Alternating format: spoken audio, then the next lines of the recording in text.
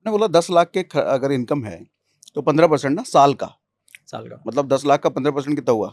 1.5 लाख रुपए 1.5 लाख रुपए का वो वांट में खर्च कर सकता है। हाँ गाड़ी भी तो वांट है, कार। हाँ तो 10 लाख की इनकम साल की अगर है, मतलब 80,000 रुपए महीने कमा रहा है बंदा, हाँ, तो गाड़ी कैसे लेगा? तो 10 लाख की गाड़ी ले तो सकता है। गाड़ी का फॉर्मूला अलग होता थोड़ा सा क्योंकि गाड़ी एक्चुअली इंडिया में असेट में काउंट हो जाती है। असेट? ये कैसे? होती तो डेप्रिशिएटिंग एसेट ही है। हम्म, तो गाड़ी ऐसी चीज़ है जो आपके नॉन एसेंशियल से निकल के हम्म, आपके डेप्रिशिएटिंग एसेट में काउंट करते हैं लोग।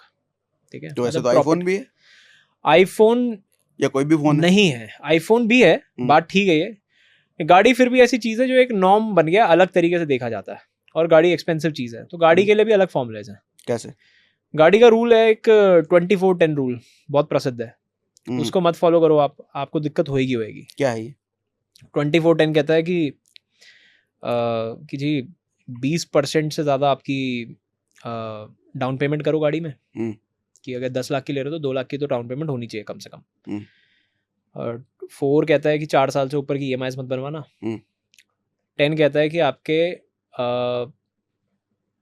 गाड़ी के महीने की इनकम में गाड़ी की EMI 10% से ऊपर नहीं होनी चाहिए।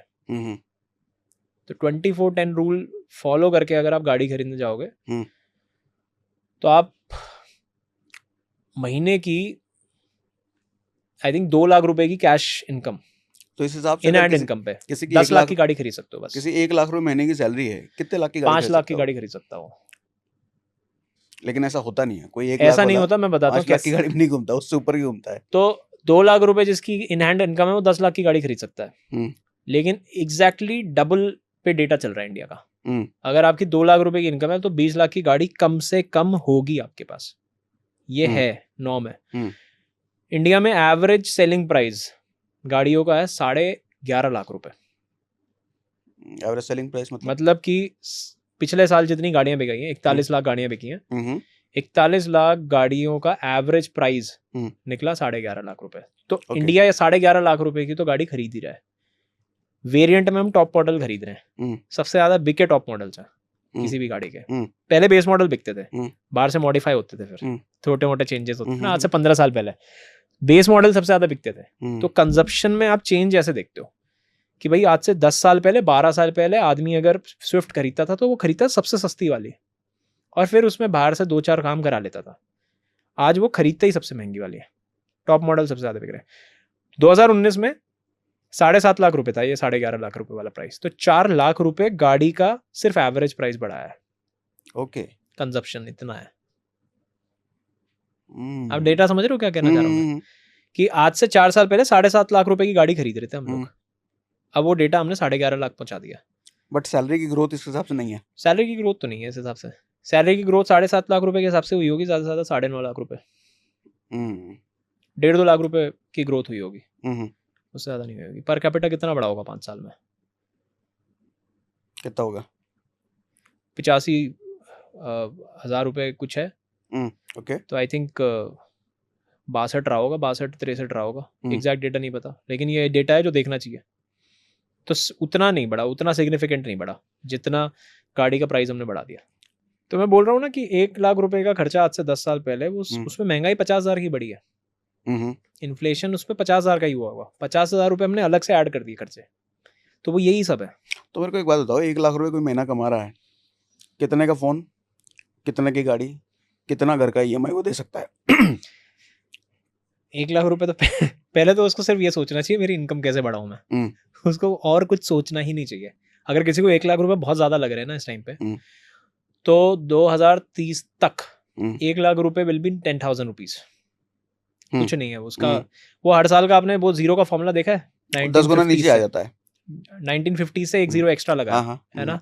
मेरे 10 रुपए के खर्चे थे 1940s में, 1960 में वो 100 रुपए के हो गए, 1980s में वो 1,000 रुपए पहुंच गए, सन 2000 में वो 10,000 पहुंच गए, सन 2020 में वो 1 लाख पहुंच गए, सन 2040 में वो 10 लाख पहुंच जाएंगे। तो आप ये देखो, आप 2040 से सिर्फ 17 साल पीछे हो, और अगर आप अभी 1 लाख रुपए में बैठे तो आपको 9x की तो ग्रोथ चाहिए। तो आप तो सिर्फ 1 लाख रुपए कमाए में ये सोचो कि भाई मेरे को अब 2 लाख पे कैसे पहुंचना है। You should only invest on your education, जो आपको सबसे ज्यादा ROI देने वाली है। बाकी जिंदगी में जो भी चीजें हैं वो या तो डेप्रिशिएट कर रही हैं और एप्रिशिएट करने वाली रिप्लेसेबल एसेट बनती हैं, है ना? मतलब समझाऊं इसका मैं क्या है? मैं अगर आज आईफोन ले रहा हूं तो खत्म हो जाएगा 2 साल में। मैं आज अगर प्रॉपर्टी ले रहा हूं 1 करोड़ रुपए की, तो 1 करोड़ की प्रॉपर्टी 10 साल में 20 करोड़ 2 करोड़ की हो जाएगी, मान लेते हैं। फिर मैंने सोचा अब बेचता हूँ इसको, मैंने बेच दी। 2 करोड़ की प्रॉपर्टी अब बेची, तो अब कहाँ रहूंगा मैं? अब नया घर ढूंढूंगा। नया घर भी मेरे को 2 करोड़ में बिकेगा, मिलेगा क्योंकि साइड में ही है मेरे। तो मैंने 2 करोड़ का दूसरा घर कर लिया। तो जब मेरा सिर्फ एजुकेशन इकलौती ऐसी चीज है, सिर्फ एजुकेशन जो आपको एक्सपोनेंटली आपकी क्लास चेंज कर देती है, इकलौती चीज है। आपको आपकी क्लास चेंज कर देगी, आपको मिडिल क्लास से अपर मिडिल क्लास से लेकर हाई अपर क्लास तक भेज देगी। बस ये डिग्री ऑफ एजुकेशन कितना स्ट्रांग है उससे फर्क पड़ता है। आप उसको कॉन्टिन्यूसली लेते रहो, आप आगे ग्रो करते जाओगे। मेरे को और कोई फंडा समझ में नहीं आया, मेरे को कोई और एसेट दिखा नहीं है ऐसा जिसमें आप दुनिया से, क्योंकि ग्रो सबको होना है। ये एक्स और वाई एक्सेस में ना ऐसा ही ग्राफ है सबका, ऐसा नहीं है किसी का डिक्लाइनिंग नहीं है। अगर आप कर्म कर रहे हो तो आप ऊपर ही जाओगे। अभी इस ग्राफ का ऐसा कैसे करना है, उसमें पॉइंट ऑफ एजुकेशन ही है, बस एक पॉइंट जो आपको एक्सपोनेंटली मार्केट के एवरेज से ऊपर उठाएगा, नथिंग मोर, कुछ नहीं। और सिर्फ वो पॉइंट ऑफ एजुकेशन है। तो आप सबसे ज़्यादा अगर 1 लाख रुपए कमा रहे हो तो सिर्फ अपने नीश के अंदर जो आपका स्किल सेट बन गया, जहाँ पे आप एक्सपीरियंस ले रहे हो, उसमें और ग्रोथ करने के लिए सिर्फ और सिर्फ एक्स्ट्रा एजुकेशन लो। मैं आज भी यही करता हूँ। मतलब मेरी first investment is in education. मैं 2-3 लाख रुपए के कोर्स खरीद लेता हूँ साल के। ओके। हाँ, अब कोई कहेगा नॉन एसेंशियल है, हो सकता है उसमें कंजप्शन ना कर रहा हूँ उतनी, 50% की कंजप्शन कर रहा हूँ। 2 लाख में मैं 1 लाख की कंजप्शन कर रहा हूँ, लेकिन वो 1 लाख की कंजप्शन भी मेरे को 10 लाख रुपए का रेवेन्यू खींच के दे देगी पूरे साल भर में, और लाइफ टाइम पता नहीं कितना दे देगी। मतलब उसकी वजह से यहाँ बैठा हूँ मैं आपके साथ में, है ना? एंड सेम आपके साथ में भी रहा होगा। तो ये है एजुकेशन।